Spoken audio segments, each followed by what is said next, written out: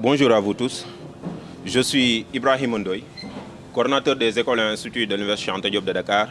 par ailleurs membre du collectif des amicales de l'Université Anta Diop de Dakar et porte-parole du jour. Aujourd'hui, nous vous avions conviés ici pour discuter autour de deux points. D'abord, la disparition ou bien la bavure policière qui a été notée à l'Université Gaston Berger de Saint-Louis, mais aussi la situation pédagogique, socio-pédagogique, je vais dire, de l'Université Anta Diop de Dakar. Je commencerai par m'interroger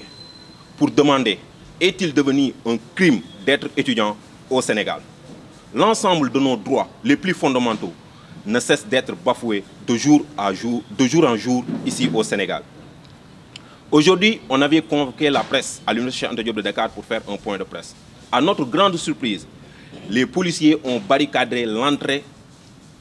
de l'Université Anta Diop de Dakar.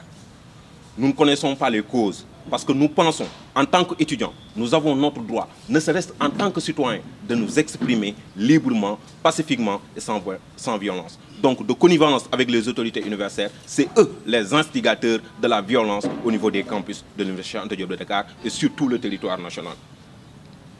Mis à part ça, nous nous inclinons devant la mémoire de notre camarade Tunkara tombé au front. Quelle que soit la cause, je me dis, aucun individu ne mérite la mort pour défendre ses droits et libertés. Parce qu'il se battait pensant que ses droits et libertés ont été bafoués. Nous nous inclinons devant sa mémoire et nous exigeons qu'une enquête soit mise en place pour situer les responsabilités et que des sanctions s'en suivent. On en a assez d'être tués au niveau du temple du savoir. Nous quittons nos demeures, nous quittons nos maisons pour aller chercher de la connaissance et au retour, on nous tue. C'est la énième bavure policière au niveau des campus sociaux des universités sénégalaises et nous le fustigeons. Sur le second point, concernant la situation pédagogique de l'Université Anta Diop de Dakar, ça va faire bientôt 10 mois que nous ne parvenons pas à faire cours convenablement. La situation sociale et pédagogique des étudiants est alarmante parce que nous ne parvenons pas à terminer notre année universitaire. Vous avez entendu le protocole d'accord qu'on avait eu avec les autorités universitaires qui n'ont pas tenu leur parole, qui n'ont pas respecté leurs engagements. Parce que nous, étudiants, nous sommes conscients de la situation de l'UCAD et l'ensemble des mesures qui ont été prises de juin à aujourd'hui, nous sommes les instigateurs, nous les avons proposées aux autorités universitaires. Il est arrivé à un certain moment qu'on avait des accords, mais eux, ils n'ont pas respecté leurs paroles, ils n'ont pas respecté leurs engagements. Maintenant, les étudiants en subissent les conséquences et nous compatissons à l'endroit de l'ensemble des étudiants de l'Université Anta Diop de Dakar sur la situation difficile qu'ils sont confrontés. Parce que nous ne parvenons pas à terminer notre année universitaire, les examens TD, TP sont programmés d'une manière unilatérale, sans concertation avec les étudiants. Quand je parle de ça, je parle au niveau de l'autorité centrale, mais non pas au niveau de nos assemblées de fac ou bien conseils pédagogiques. Et c'est quelque chose que nous fustigeons. Nous faisons un appel solennel à l'ensemble des autorités universitaires et étatiques pour leur dire que le calendrier pédagogique ne doit pas et ne devrait être jamais aligné à un processus ou bien calendrier électoral. Nous le fustigeons. Et il est temps qu'ils reviennent à la raison. Parce que nous sommes des étudiants. Nous venons des familles diverses. Dans des conditions très difficiles, nous avons commencé nos études. Et ils ne doivent pas nous sacrifier. Nous sommes leurs frères. Nous sommes leurs frères. Nous sommes leurs sœurs. Ce sont nos oncles, ce sont nos papas, ce sont nos grands-mères. S'il vous plaît, nous vous demandons de mettre en œuvre les mesures sécuritaires idoines dans de meilleurs délais pour afin qu'au plus tard, au mois de mars, que l'on puisse revenir en présentiel, terminer à la fois l'année universitaire et commencer une nouvelle année académique. Et ça sera un moment pour nous aussi, je vais terminer par là, pour faire un appel solennel à l'ensemble des étudiants sur le territoire national. L'heure n'est pas à la division, l'heure est à la solidarité. Nous devons avoir un seul mot d'ordre, concilier, oublier beaucoup de choses, faire front commun. C'est parce que seulement à travers un front commun, à travers l'union, que nous pourrons gagner ce combat. Merci beaucoup. D'accord. Inch'Allah aussi, nous demandons à la communauté estudiantine d'être attentifs parce que bientôt, nous allons programmer de faire un sitting pour manifester notre désaccord et notre désarroi à l'endroit de l'opinion nationale et internationale. Sur le paiement des bourses aussi, nous l'avons constaté parce que depuis la mort de Fallou Sène, le président de la République avait pris engagement que les bourses seront payées avant le 5 de chaque mois. Aujourd'hui, c'est le 12 et cela continue, cela continue. Même ces derniers mois, c'était le même cas. C'est au-delà du 10 que nous percevons nos bourses. Et ceci est anormal parce que les étudiants, certains d'entre eux, ne comptent que sur cette bourse-là pour pouvoir subvenir à leurs besoins les plus primaires. Payer un logement, mais se nourrir à Dakar parce que la vie est chère. Raison pour laquelle nous interpellons en premier lieu le ministère de la Finance, le ministre de l'Enseignement supérieur et le directeur des bourses à diligenter dans de brefs délais et payer l'allocation des bourses aux étudiants. Nous en avons besoin.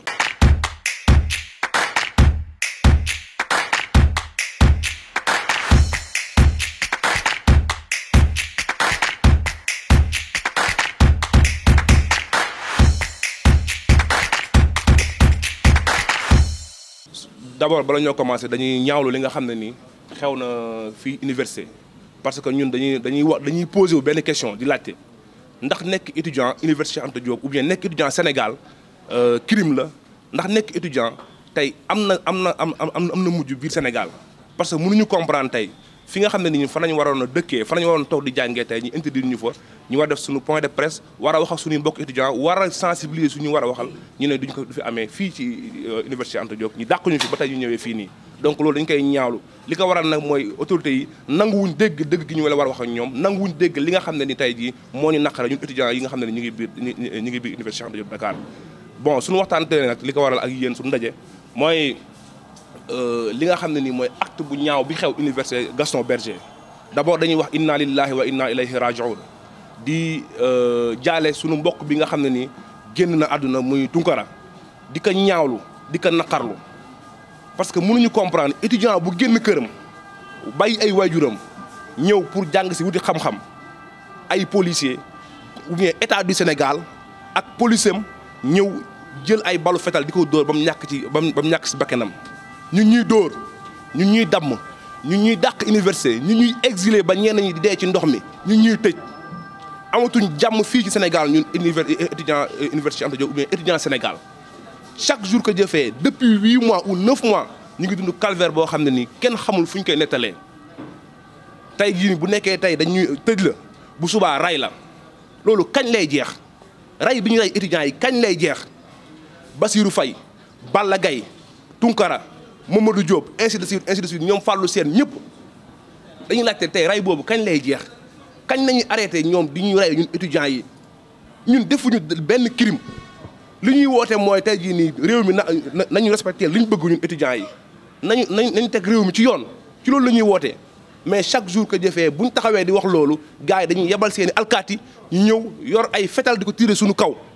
bañ ci ñàkk ay bakkan ñenn si am ay gaañu yoo xam ne day yàqal seen àdduna mu nekk loo xam ne dañ koy ñaawlu te dañuy wax état du Sénégal doy na nag sëkk ak barke doy na bëggatuñ tey jii nii étudiant amaat fi moor bu amaat fi parce que kat boo moytu bu amaatee dina amaat nee nu mu demee te bëgguñu mu demee noonu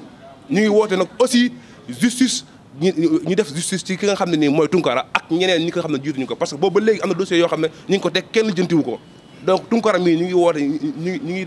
comment dirais-je taxaw solidarité mais aussi di interpeller justice ñu def seen liggéey parce que war nañ indi ay leeral ci ki nga xam ne moo def jëf ju ñaaw ji ñu teg ko yoon ñu teg ko loxo beneen point bi mooy université xam ngeen ne depuis lors ñu la yéen yàgg nañoo daje fii journalistes yi depuis presque 10 mois ñu ngi dajee ak yéen chaque instant gisu leen fi benn yoon étudiants yi génn fi taxaw def jëf ju ñaaw wala nangam sàngam depuis 10 mois ñu ngi toog suñu kër yi di dund naqar boo xam ne mënuñu ko expliquer jàngatuñ amatuñ tey jii nii conscience tranquille lu ko waral mooy des raisons politiques des raisons purement politiques moo waral autorités yi tey jii nii tëj université Anta Diop de Dakar pour lan ñun ñii ñoo war a jiite réew mi ëllëg ñooy ndayu réew mi tey jii bu ñu jëlee tëj ñu suñu kër yi xañ ñu suñu jàng fan lañ jëm ñun étudiant Sénégal koo xam ne yaa war a jiite réew mi ëllëg ñun xalaat nañ suñu ëllëgu réew ñun wax dëgg yàlla xalaat nañ suñu ëllëgu réew yu bëgg avancer yëpp ñu ngi jël seen université teg ko ci kanam ñun Sénégal ñu jël suñu université tëj ko pendant 9 mois di bëgg a dugg 10e mois loolu nag dañuy wax ne autorités yi ñu ngi leen di interpeller encore une fois toog bi yàgg na xaar bi yàgg na dañ ubbi université bi ñu commencé jàng parce que boobu ba léegi lépp luy négociation lépp luy procédure ñun ñoo ko commencé collectif des amicales ñoo ko commencé ak étudiants yi assise universitaire ñun ñoo ko commencé protocole d'accord ñun ñoo ko bind ak ñoom lépp ñoo leen ko proposé ñoom amul lenn loo xam ne dox nañ ci pas pour ubbi ko boobu ba léegi ñu ngi avancé pour xool naka lañ ko ubbi mais dara rien du tout donc nag ñu leen di waat encore une fois ñu interpeller président de la République Macky Sall di interpeller autorité université yi ñu leen jot na ñu ubbi université étudiants yi jàng ci nu mu gën a gaawee lu mu gën a gaaw bala au plus tard mois de mars war nañ ubbi université étudiants yi dellu si waat mën a jàngaat parce que bu ngeen xoolee fan yii nii am na faculté yoo xam ne ubbi université yëpp programme leen examen programme ay TD yoo xam ne ni kenn étudiants yu bëri nekkuñu tey jii nii fii Dakar am na ñoo xam ne ci mbedd mi la ñuy fanaan am na ñoo xam ne ci ay bâtiment abandonné la ñuy fanaan pour ñëw si def si TD am na ñoo xam ne nii tey jii nii dañu leen agressé bu ñu ñëwee def si ay examen am na ñoo xam ne dañu leen di carte yenn jigéen ñi leen di sakku mu nekk loo xam ne dañ koy ñaawlu étudiant méritowul loolu étudiant li méritoo mooy nga indi ko ubbi ko université mu dem jàngi te teguñu ko fenn université bi opérationnel la mën nañ jàng ci biir université Cheikh Anta Diop de Dakar amul lenn lu ñu teree jàng donc nañ ko ubbi ñu jàng ñun loolu mooy li nga xam ne nii moo ñu intéressé beneen bi ci topp mooy bourse yi yéex na boobu ba léegi ñu ngi toog di xaar tey ñu ngi ci la xaw ma 11 xaw ma 12 ba léegi nañ jotuñu bourse te musul xew depuis loolu étudiants yi mënuñu toog pendant ay mois jànguñu mais li nga xam ne nii mooy suñu droit ñenn ñi war a fay ay logement Dakar fii ñenn ñi war a nekk comment dirais-je mottali seen ay lekk ñu téye bourse yooyu noonu comment dirais-je téye bourse yi bañ leen ko fay mais loolu du yoon autorités yi nga xam ne nag ñoo yor bourse yi ñu ngi leen di interpeller encore une fois ñu taxaw ci fay ko nu mu gën a gaawee loolu leen di wax encore une fois ñu ngi woo suñu mbokk étudiants yi ñëpp na ñëpp ñëw ñu mobiliser wu àndandoo ensemble xeex li nga xam ne nii moom mooy injustice bi ñuy teg xeex li nga xam ne nii moom mooy kii voilà ñu ngi woote nag encore une fois étudiants yi ngeen ñëw sitting dañ koy waaj incha allah dans la semaine dinañ def benn sitting ñu woo étudiants université Anta Diop yëpp ñu ñëw rejoindre ñu pour ñu ñaaw li nga xam ne nii mi ngi xew université Anta Diop Dakar je vous remercie